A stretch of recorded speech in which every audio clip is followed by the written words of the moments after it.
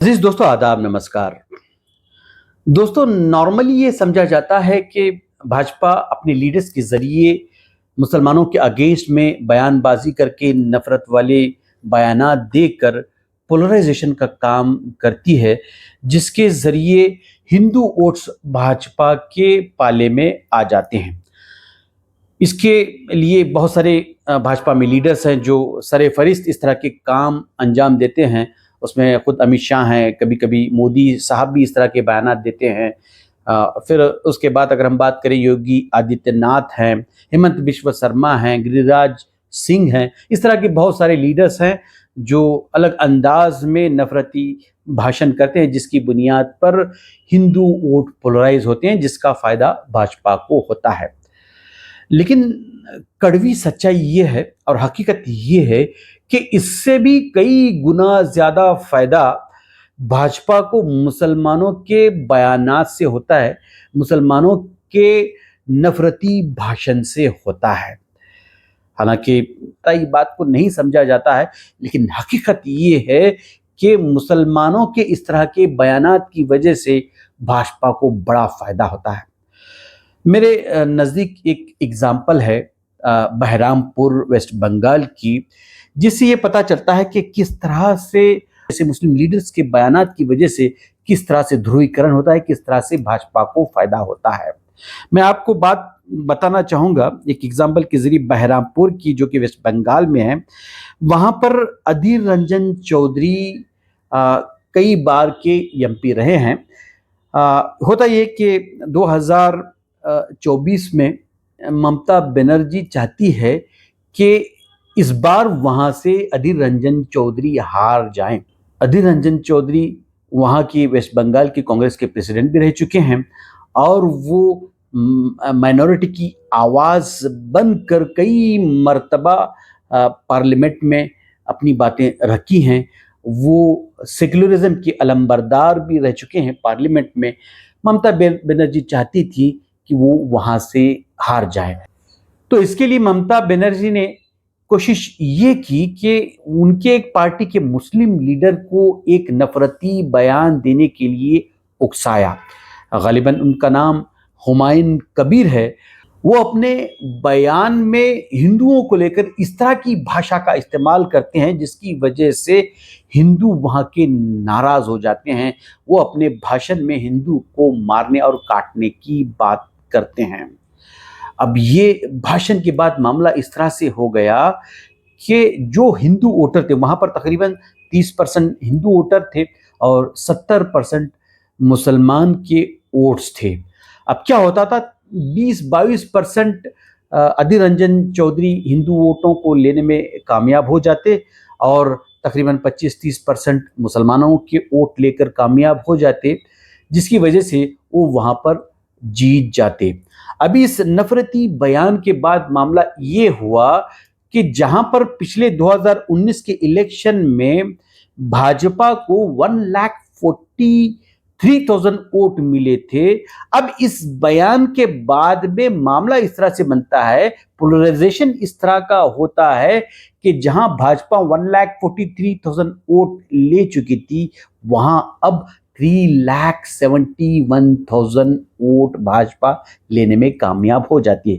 तकरीबन 20-22% का हिंदू वोटों का अधीर रंजन चौधरी को नुकसान होता है, जिसकी बुनियाद पर मुसलमान के तो काफी वोट लेने में कामयाब होते हैं, लेकिन इस ध्रुवीकरण की वजह से जो हिंदू वोट अधीर रंजन चौधरी को मिलने थे वो चले जाते हैं भाजपा को, जिसकी वजह से अधीर रंजन चौधरी वहां इलेक्शन हार जाते हैं। हारने की वजह क्या है? ये एक नफरती बयान एक मुस्लिम लीडर का। ठीक उसी तरह से हम आजकल देख रहे हैं कि किस तरह से ओवैसी के बयानात की वजह से पोलराइजेशन हो रहा है।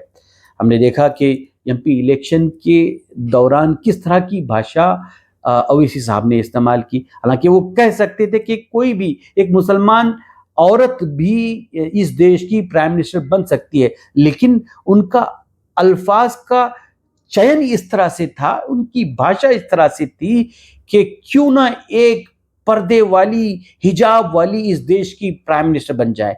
ये अल्फाज के चुनाव की वजह से जो तबका जो सेकुलर किस्म का था वो भी कम्युनल हो गया, वो भी भाजपा के पाले में चला गया। हमने देखा कि बिहार इलेक्शन में किस तरह की भाषा का इस्तेमाल ओवैसी साहब ने किया। हालांकि कह सकते थे कि एक मुसलमान भी बिहार का चीफ मिनिस्टर बन सकता है, कोई भी कम्युनिटी का चीफ मिनिस्टर बन सकता है, लेकिन इस तरह कहने की बजाय ओवैसी साहब कहते हैं कि क्यों ना अबू बकर सिद्दीक का बेटा सीएम बन जाए, क्यों ना उमर का बेटा सीएम बन जाए, क्यों ना उस्मान का अली का बेटा सीएम बन जाए।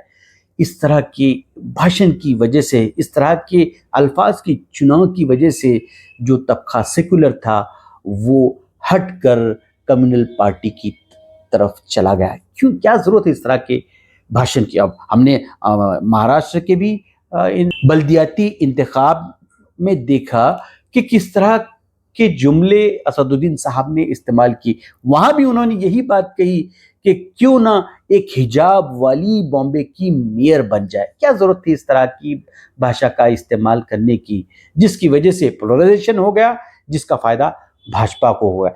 कुछ फायदा यमयाम को हो जाता है इनकी इस तरह की भाषा की वजह से, और ज्यादा से ज्यादा फायदा जो होता है वो भाजपा का होता है। हमने अकबरुद्दीन अवैसी को भी सुना, वो भी वहां पर प्रचार के लिए महाराष्ट्र में गए हुए थे। वो चाहते तो आसान भाषा में कह सकते थे कि भाई 15 तारीख को वोटिंग है, आप जाकर भरपूर वोटिंग करें, लेकिन इसकी बजाय उनका ये कहना कि 15 से मेरा गहरा नाता है, ये 15 मुझसे पीछा छोड़ता ही नहीं। क्या जरूरत थी इस तरह के भाषण की वजह, इस तरह की भाषा का इस्तेमाल? क्या इस तरह की भाषा का इस्तेमाल इस्लाम इसकी इजाजत देता है? क्या एक अच्छे और सच्चे मुस्लिम लीडर को ये शोभा देता है कि आप इस तरह की भाषा का इस्तेमाल करें?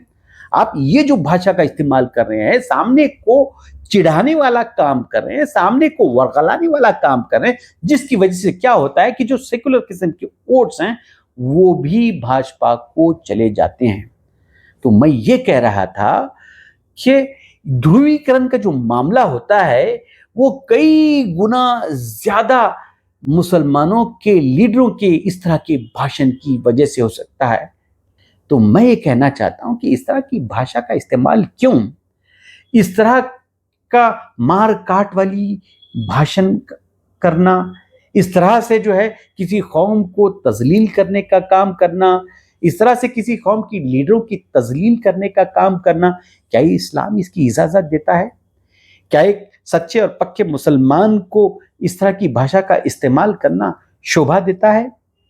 इस तरह की जो आप सियासत कर रहे हैं, जो भी कोई लीडर हो, जिस किसी भी पार्टी से इनका ताल्लुक हो, मैं उन मुसलमान लीडरों से कहना चाहता हूं कि सबसे पहले आप अपने असलाफ को समझिए, आप अपने असलाफ को पढ़िए कि किस तरह कि आपके असलाफ ने अपनी जिंदगियां गुजारी हैं, किस तरह से उन्होंने अपनी क़यादत को आगे बढ़ाया है, किस तरह से अपनी क़यादत को उन्होंने दिखाया है। आप देखें, क्या ये आपका जो तरीक़ेकार है वो क्या इस तरह का तरीक़ेकार हमारे किसी असलाफ की ज़िंदगी में मिलता है? तो मैं तमाम अवाम से भी ये कहना चाहता हूँ, खुसूसी तौर पर मुसलमानों से ये कहना चाहता हूँ कि आप किसी की अंधभक्ति में ना जाइए। अल्लाह ताला ने आपको अक्ल सलीम दी है, आप सोचें, आप देखें कि इस तरह के भाषणों की वजह से, इस तरह की सियासत की वजह से क्या मुसलमानों का भला हो रहा है या नुकसान हो रहा है। ये हम सबको समझने की ज़रूरत है। हमें किसी की भी अंधी तकलीद नहीं करनी है, किसी लीडर की करनी है, न किसी सियासी पार्टी की अंधी तकलीद करनी है। हमें ये देखना है कि हमारी सियासत की वजह से अवामुन नास का क्या फ़ायदा पहुंच रहा है। ये इंसानियत की भी यही सीख है, इस्लाम की भी यही सीख है, और जितने भी मज़ाहिब इस दुनिया में हैं उन तमाम मज़हब की भी यही सीख है। गलत हैं तो वो लोग जो अपने इक़्तिदार के लिए नफ़रत वाला काम करते हैं। आपने मुझे सुना, बहुत बहुत शुक्रिया। आदाब, नमस्कार।